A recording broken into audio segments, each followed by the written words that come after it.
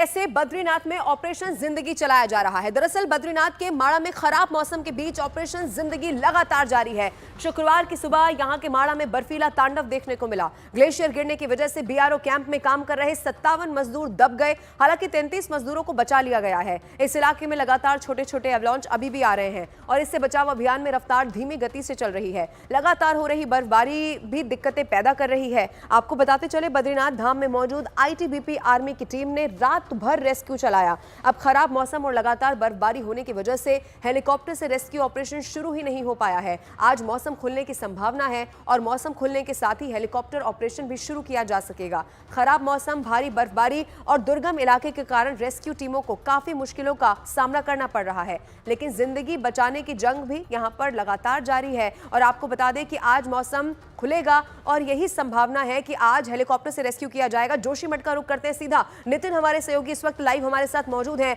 नितिन, जो तस्वीरें हम दर्शकों को दिखा रहे हैं वो ये बताती हैं कि बर्फबारी बहुत ज्यादा हो रही है, हेलीकॉप्टर से ऑपरेशन शुरू भी नहीं हो पाया है। क्या इस वक्त आपके पास अपडेट है और आज की क्या संभावना रेस्क्यू से जुड़ी हुई है नितिन? जी, आज मौसम बिल्कुल साफ हो चुका है और आज वायुसेना के 3 हेलीकॉप्टर लगभग 8 बजे के आसपास या अब से कुछ देर बाद जोशीमठ पहुंच जाएंगे और यहां से सीधे अब हेली के माध्यम से माणा के पास जो ये ग्लेशियर टूटने की घटना घटित हुई है और जिसमें अभी भी 22 लोग मिसिंग है, उनको ढूंढ खोज के लिए हेलीकॉप्टर से एनडीआरएफ की टीम को सीधे बद्रीनाथ धाम भेजा जाएगा। बता दें कि शुक्रवार को जो 33 लोग वहाँ पे मिले हैं जिनका आईटीबीपी के अस्पताल में इलाज चल रहा है, उनको जोशीमठ लाया जाएगा हेलीकॉप्टर के माध्यम से। यहाँ पे आर्मी के अस्पताल में उनका इलाज किया जाएगा। 4 लोग जो बहुत ज़्यादा सीरियस है उनको एम्स ऋषिकेश भेजा जाएगा, ये अभी तक प्रशासन की ओर से बताया गया है। और इस पूरे ऑपरेशन को अब वायुसेना लीड करेगी और वायुसेना की मदद से अब पूरे सर्च ऑपरेशन को चलाया जाएगा। बताया ये भी जा रहा है कि कुछ देर के बाद मुख्यमंत्री पुष्कर सिंह धामी भी इस पूरे जो ये घटनाक्रम हुआ है इस पर नज़र बनाने के लिए जोशीमठ पहुंच रहे हैं और वो यहाँ पे जो घायल मजदूर हैं उनका हाल चाल भी जानेंगे। इसके अलावा मुख्यमंत्री पुष्कर सिंह धामी बद्रीनाथ धाम भी जाएंगे और जहां पे आईटीबीपी, आर्मी और बीआरओ की जो टीम है वो यहाँ पर साफ नजर आ रहा है। हेलीकॉप्टर से कितनी देर में रेस्क्यू शुरू किया जाएगा और कितनी देर में जो धामी है वो यहाँ पर पहुंचने वाले हैं, इसको लेकर कोई अपडेट नितिन? जी, मुख्यमंत्री पुष्कर सिंह धामी का अभी जो टाइम है वो फिक्स नहीं हुआ है, लेकिन 10 से 11 बजे का समय बताया जा रहा है कि यहाँ पे पहुँच सकते हैं। इसके अलावा सबसे बड़ी बात यह है कि जो वायुसेना के हेलीकॉप्टर हैं वो कुछ देर बाद यहाँ पे पहुँचेंगे, क्योंकि एक प्लानिंग बनाई जा रही है कि किस तरीके से एनडीआरएफ की टीम को वहाँ पर भेजा जाएगा, एसडीआरएफ की टीम को वहाँ पर भेजा जाएगा। पहले इसका पूरा एक बार मैप तैयार हो जाएगा, उसके बाद यहाँ से बद्रीनाथ धाम की तरफ हेलीकॉप्टरों को मूव किया जाएगा। ये अभी तक की जानकारी है। जी ठीक है नितिन, आप नजर बना के रखिएगा। जिस तरह से आप बता रहे हैं कि मौसम खुलने की संभावना चूंकि पहले से ही आज जाहिर की जा रही थी और मौसम वहां पर खुल भी गया है। नितिन, जैसा कि बता रहे थे, अब से थोड़ी देर के बाद वहां पर जो सीएम है उत्तराखंड के पुष्कर सिंह धामी वो भी पहुंचने वाले हैं और उसके बाद चूंकि आज जो सेना है वो हेलीकॉप्टर से रेस्क्यू करेगी। उम्मीद यही है कि जो फंसे हुए मजदूर हैं उन्हें बहुत जल्दी बाहर निकाल लिया जाएगा।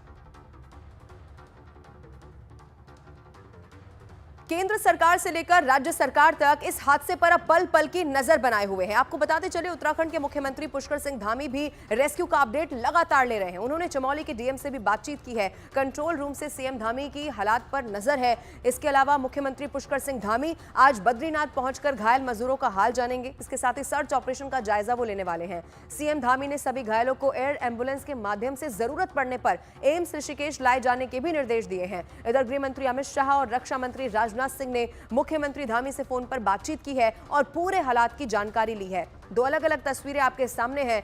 बद्रीनाथ में ये ग्लेशियर टूटा, उसके बाद रेस्क्यू लगातार चल रहा है। अच्छी खबर यह है कि वहां पर मौसम अब खुल गया है, साफ हो गया है। ऐसे में रेस्क्यू में जो दिक्कतें पहले आ रही थी अब वो नहीं आएंगी, ये माना जा रहा है और हेलीकॉप्टर से रेस्क्यू किया जा सकेगा। बहुत जल्द ही जो मजदूर फंसे हुए हैं उन्हें यहाँ से बाहर निकाल लिया जाएगा। अब कश्मीर की भी बात करते हैं, जहां कश्मीर की जो पहाड़ियां हैं वो बर्फ से लदी हुई नजर आ रही हैं। 5 तस्वीरें अलग अलग आपको दिखाएंगे जिनके जरिए आप समझेंगे कि कश्मीर में किस कदर बर्फबारी हुई है। वेस्टर्न डिस्टर्बेंस की वजह से कश्मीर में जो मैदानी इलाके हैं खास तौर पर वहां मूसलाधार बारिश शुरू हो गई और फिर पहाड़ी इलाकों में बेहिसाब बर्फबारी हुई है। अनंतनाग और बारामूला समेत कई दूसरे जिलों में 3 से 4 फीट तक बर्फबारी हुई। आसमान से इतनी ज्यादा बर्फ गिरी कि सब कुछ उसके नीचे दब गया। शोपिया के हालात सबसे ज्यादा खराब यहां पर दिखाई दिए हैं। 5 अलग अलग तस्वीरें आपके सामने, बारामूला, डोडा, शोपिया, पहलगाम और सोनमर्ग की ये तस्वीरें।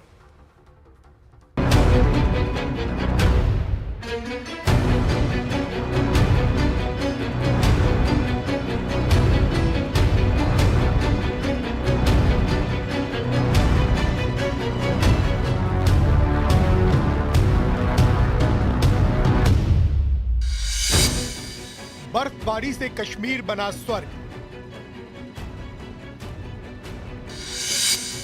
चारों तरफ नजर आया बर्फ का कब्जा। सफेद चादर में लिपटी कश्मीर की वादियां। कश्मीर में बर्फबारी से जन्नत जैसा माहौल दिखने लगा है।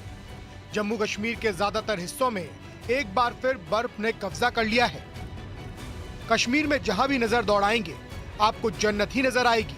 ये तस्वीरें जम्मू कश्मीर के गुरेज घाटी से आई हैं, जहां चारों तरफ बर्फ की सफेद चादर पसर गई है। बीते 24 घंटे से लगातार हो रही बर्फबारी के बाद गुरेज की घाटी किसी सपनों की दुनिया जैसी नजर आ रही है। राजौरी में हुई बर्फबारी से वादियां खूबसूरत हो गई हैं। पहाड़ों की चोटियां सफेद चमकती दिखाई दे रही हैं। हर तरफ सफेद नजारा हो गया है। उधर किश्तवाड़ में बर्फीले तूफान का असर देखने को मिला। तूफान की वजह से किश्तवाड़ के कई इलाकों में भारी बर्फबारी हुई। एक तरफ जहां बर्फबारी से नजारा स्वर्ग जैसा नजर आया, तो वहीं कुदरत के इस रंग से किश्तवाड़ और पिंजरारी में कई रास्ते बंद हो गए। हालात को देखते हुए रेस्क्यू टीम को अलर्ट किया गया। साथ ही लोगों से भी घरों के बाहर नहीं निकलने की अपील की गई। कुलगाम से आई बर्फबारी की ये ताजा तस्वीरें दिल को लूट लेने वाली हैं। घरों पर बर्फ की चादर, सड़कों पर पसरी बर्फ और पेड़ों पर लटकती बर्फ। ये जन्नत जैसा नजारा जिसने भी देखा उसका दिल खुश हो गया। कुलगाम में बर्फबारी के बाद चारों तरफ नजारा दिलकश हो गया। कुछ ऐसी ही तस्वीरें कुपवाड़ा से आई, जहां लगातार बर्फबारी हुई, जिसमें 5 से 6 इंच तक बर्फ जमा हो गई। कुपवाड़ा जिले के ऊपरी इलाकों में 1 फीट से अधिक बर्फबारी दर्ज की गई। अचानक हुई बर्फबारी से स्थानीय लोगों में खुशी की लहर है, क्योंकि इससे फसलों की पैदावार बढ़ेगी। दक्षिणी कश्मीर के शोपिया जिले में ताजा बर्फबारी से हर ओर सफेद चादर बिछ गई। ऊंची पहाड़ियों से लेकर मैदानी इलाकों तक सिर्फ बर्फ की मोटी परत जमी नजर आई। शोपिया में प्रशासन की तरफ से सड़कों से बर्फ हटाने का काम तेज हो गया है। उधर जम्मू कश्मीर के भद्रवाहा में बर्फबारी से मौसम खुशनुमा हो गया। सामने आई तस्वीरों में सड़कों, दुकानों और घरों पर बर्फ पसरी नजर आई। हर तरफ कई फीट बर्फ की मोटी चादर बिछी दिखाई दी। घरों के बाहर खड़ी गाड़ियां भी इसकी चपेट में आ गई। कई गाड़ियों के बोनट और छत के ऊपर बर्फ ही बर्फ दिखाई दी, जबकि कुछ गाड़ियों के पहिए तक बर्फ से ढक गए। श्रीनगर में भी देर रात बर्फबारी हुई। वहां पहुंचे पर्यटक इसका आनंद लेते नजर आए।